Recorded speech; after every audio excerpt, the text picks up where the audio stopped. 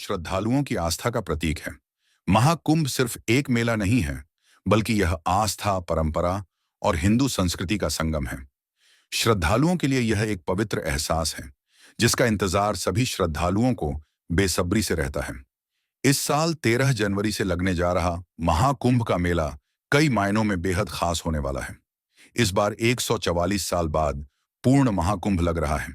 सरल शब्दों में समझें तो 12 साल लगातार 12 वर्षों के तक लगने के बाद पूर्ण महाकुंभ लगता है, जो 144 साल बाद आता है।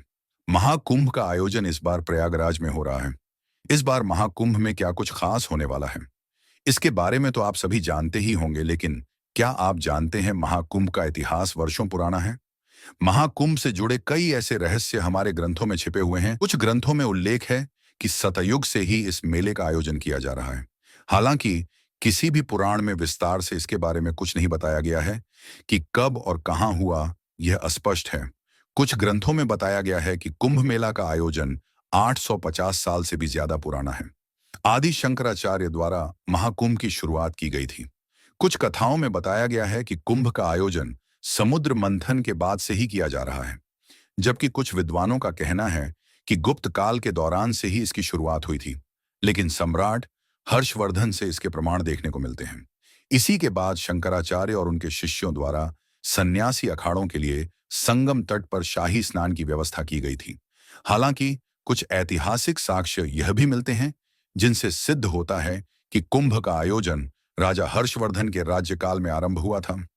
प्रसिद्ध चीनी यात्री ह्वेनसांग जब अपनी भारत यात्रा के बाद उन्होंने कुंभ मेले के आयोजन का उल्लेख किया था। इसी के साथ उन्होंने राजा हर्षवर्धन का भी जिक्र किया है। उनके दयालु स्वभाव के बारे में भी उन्होंने जिक्र किया था।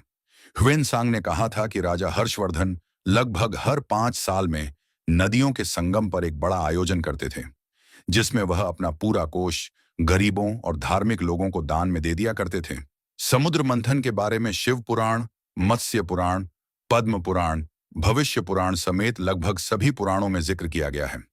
मान्यताओं के अनुसार समुद्र मंथन के दौरान जब अमृत कलश बाहर आया था, तब देवताओं और राक्षसों के बीच तनातनी और संघर्ष को कम करने के लिए भगवान विष्णु ने मोहिनी अवतार लिया था। इसके बाद जब देवताओं और राक्षसों के बीच संघर्ष काफी ज्यादा बढ़ गया, तो उन्होंने इंद्रदेव के पुत्र जयंत को यह अमृत कलश सौंप दिया गया। जयंत कौवे का रूप धारण कर राक्षसों से अमृत कलश को छीनकर उड़ चले थे। जब वह घट को लेकर भाग रहे थे, तो अमृत कलश से कुछ बूंदें प्रयागराज, उज्जैन, हरिद्वार और नासिक में गिर गई थी। जहां जहां अमृत कलश की बूंदें गिरी, वहां वहां कुंभ मेला का आयोजन किया जाता है। जब जयंत कौवे के रूप में अमृत कलश को लेकर जा रहे थे, तो उनकी जीभ पर भी अमृत की कुछ बूंदें लग गई थी, जिस वजह से कौवे ही आयु लंबी होती है। ऐसा कहा जाता है कि कौवे जब भी मरता है तो दुर्घटना में उसकी मृत्यु होती है। अमृत कलश लेकर जब जयंत भाग रहे थे, तो कुछ बूंदें प्रयाग, उज्जैन, हरिद्वार और नासिक में अमृत की बूंदें गिरी थीं, इसलिए यहां कुंभ किया जाता है। इसके अलावा अमृत की कुछ बूंदें दूर्वा घास पर गिर गई थीं, जिस वजह से दूर्वा को पवित्र माना जाता है और सर्वप्रथम पूजनीय देवता गणेश जी को अर्पित किया जाता है। प्रयागराज में लगने वाले महाकुंभ का महत्व अधिक माना गया है। दरअसल यहाँ 3 पवित्र नदियों गंगा, यमुना और सरस्वती का संगम है, जिस वजह से यह स्थान अन्य जगहों की तुलना में अधिक महत्वपूर्ण है। बता दें, सरस्वती नदी लुप्त हो चुकी है, लेकिन वह धरती का धरातल में आज भी बहती है। ऐसी मान्यता है कि जो व्यक्ति इन 3 नदियों के संगम में शाही स्नान करता है, उसे मोक्ष की प्राप्ति होती है। इसलिए प्रयागराज में इसका महत्व अधिक माना जाता है। कल्पवास माघ माह में किए जाने वाला व्रत होता है, जिसका उद्देश्य तन और मन में उपस्थित विकारों निकालकर मोक्ष की राह की ओर अग्रसर होना है। 1 महीने का यह व्रत पूरे वर्ष शरीर तथा मन को ऊर्जा संपन्न करता है। प्रयागराज के संगम तट पर 1 माह रहकर लोग कल्पवास करते हैं। यह परंपरा सदियों से चली आ रही है। क्या है कल्पवास? कभी कभी आज की युवा पीढ़ी यह प्रश्न उठाती है कि आखिर कल्पवास क्या है। वस्तुतः यह एक ऐसा व्रत है जो प्रयाग आदि तीर्थों के तट पर किया जाता है। यह बहुत ही कठिन व्रत है।